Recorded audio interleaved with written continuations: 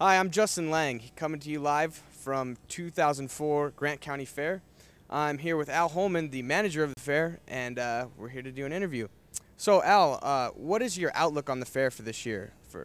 Well, we've got some great things here at the fair this year for people to come and see, and we look forward to having everybody in Grant County and also from around the basin in eastern Washington come and enjoy really, truly what is one of the best county fairs in not only all of Washington State, but from my travels and working in the fair industry for quite a few years, all of the western United States.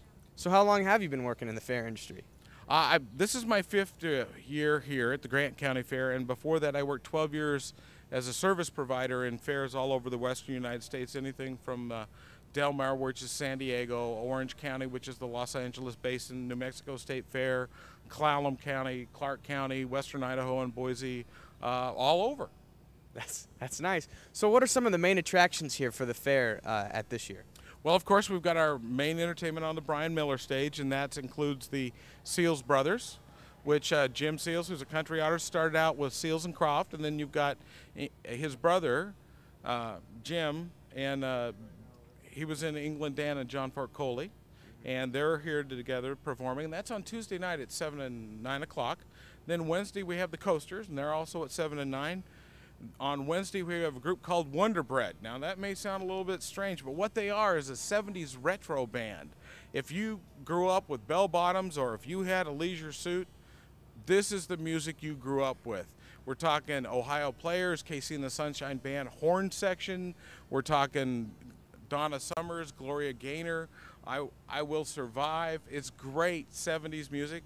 On Friday night, we have Plus One, which is a Christian contemporary act, a Dove Award winner, which is the Academy of Christian Music Artists. They do great. And then on Saturday, we're trying something a little bit different. First at 1 and 2:30, we have Pettigrew Road, who's a local band. And then at 7 and 9, we have Grupo Sigro, which is a Hispanic band out of our Othello with Eddie Martinez. And we're looking forward to kind of offering something different along that lines. But that's not all. You know, we've got all sorts of things. We have the community stage where we have our local acts, and you'll see your local bands and dance groups. And they'll be here all week long. Plus, on Tuesday, we're doing something special for our troops from the 161st and the 1161st. We're doing to support the troops and families, and that'll be at 1 o'clock on the community stage there in Southfield, just a little bit past the sheriff's booth. And then we also have the Carolyn Fisher stage this year, which is going to look totally different. You need to go get some video of that here in a moment, because what we've got is a group that's come in called the Just in Time Circus of Fools, a couple of clowns, literally, who will be performing along with a gal called Karen Quest, and she does what she calls cowgirl tricks, excuse me. And what she does is she does a rope act and a whip act, so which is really cool. And then we have also on that stage Jeff Martin, the curly-haired blonde magician, and they're going to rotate every day through the fair. So that's really cool. But did you see all those tractors? Yeah, actually, I did see all the tractors over there. Yeah, all those tractors are here in what we call the implement corral. It's actually that way.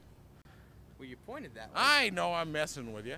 Oh, okay. The implement corral, and that's a real mix between not only the brand new implements from a couple of dealers here, Quincy, New Holland, Rathbone, Evergreen Implement. Also, you got Liberty Lawn and Garden, also out of Quincy. And they have brand new implements and farm equipment, also some lawn tractors. But you also have the Columbia Basin Antique Power Club, and they have those old tractors. Yeah. You know, you've got all sorts of stuff, a Schutzen, you've got all sorts of old tractors. So if that interests you, you've got that. But you've also got Dale Fisher and his old steam engines, his old putt-putt engines from the turn of the last century, around 1900, and actually it's what helped the basin start out in its farming, because that was the equipment, even before the Columbia Basin Irrigation Project started with Grand Coulee, that got things going for farming here in the Columbia Basin.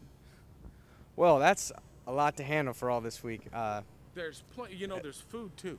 We've got great food here. There's food? Did you have a space burger last year? I did have a space burger last year. You liked it, didn't you? I enjoy the space burgers. Did you have some curly fries?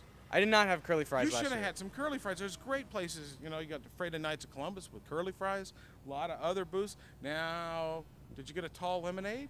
I didn't. I'm not a big fan of the lemonade. Oh, you should have had a lemonade. They're great. Now, You could go to the Lion's booth and get a lion's ear. You could go get a waffle cone. There are thousands of kind of foods here for you to come and enjoy. Well, I'm a big fan of food, so I'll be hitting that all week. You should be hitting that. But did you go in the commercial booth and see that demo with the food cutting guy? Looks like it's one of those 30-minute infomercials. The guy's just chopping and going to town. I did not. You yet. didn't see that? I didn't see it Oh, yet. son, you're missing something. You need to get in there and just have a great time, because not only we have some commercial vendors that are some of the nonprofits and some of the folks running for election, you know, and we all have a little bit of a question of, you know, who can best serve us as a politician and a public servant. But you also got some of the really neat vendors. You know, do you like to ski? I don't ski. I'm You sorry. don't ski? No, I don't even ski. Once again, but you know, the Mission Ridge people are here, and they're actually selling discounted passes. Well, there you go. There you go. There you Now, go. did you see those quilts in the home ec building? I did. I saw the quilts. Aren't they lovely? They're nice. They're great. It's looked like your grandma had a really good day, didn't she? I guess. Yes, she My did. Did you see the big zucchini? I didn't see the big zucchini. You missed the big zucchini. There's just Oh, way too much stuff going on out here for me to see that's everything. right. And, you know, and that's why everyone should come out to the Grant County Fair, 17th, tomorrow through next Saturday.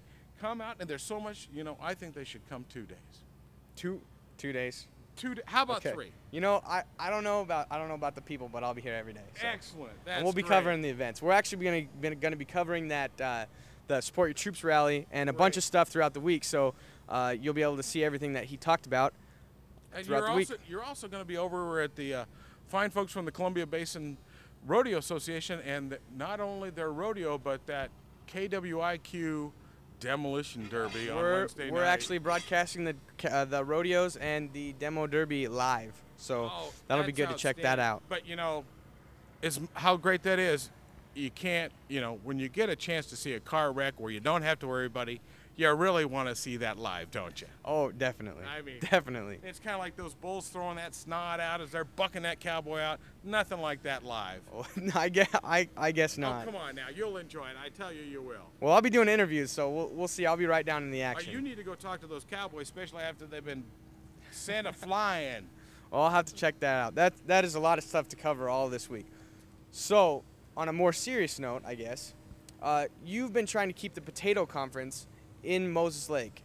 We've been working with the Chamber of Commerce and also several other local groups trying to bring the potato conference. You know, we as a facility, as the fairgrounds and Moses Lake as a whole, and the different entities, the Hallmark Inn, the Convention Center, and the college, have all been working real hard to try to keep the potato conference here in Moses Lake. You know, when you're talking February and a $3 million economic impact on Moses Lake as a whole, it's a great opportunity, and we want to keep that here in town. And part of that is we're working on our brand new conceptual plan for the development of the fairgrounds, working with the Fairgrounds Facility Advisory Committee, and we've presented that forward, and the county commissioners are working with us to add some good old bathrooms, which we need more of out here, on the Ardell Pavilion, but also trying to keep the potato conference here. We're in direct competition. You know, one of the things that, you know, those folks at the potato conference have to be concerned with is the economic health of that event.